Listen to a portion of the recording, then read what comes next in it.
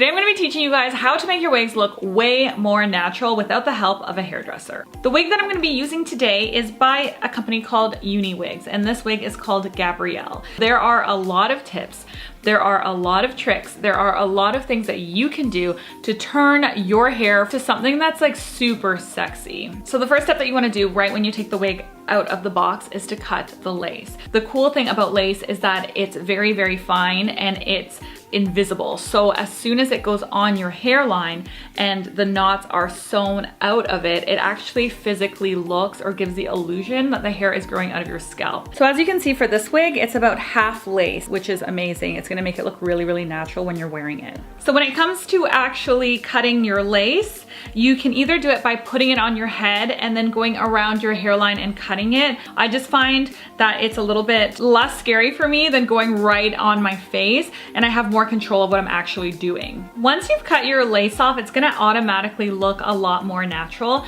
and natural hairline is actually a lot wider. So what you're gonna wanna do is take some tweezers and you're gonna want to pluck the hair to widen the part line, just so it widens slightly. As soon as you get a little bit of a wider part line, it's gonna instantly look significantly more natural. As you can see, I have a little bun right now, so I'm gonna take my bun out and I'm just gonna flatten my hair, make sure that everything lays really seamlessly. If you have very long hair, you can actually wrap it around your head, then put on your wig cap, and that's gonna make sure that your hair is really flat as well. Pull your hair back just before your hairline so it's not too forward on your forehead. Make sure that you like the placement of it, spray your hairline with it, push the wig into the got2b spray and put a headband on to secure it while it dries so that we don't have any issues with slipping or moving or with the edges not looking realistic.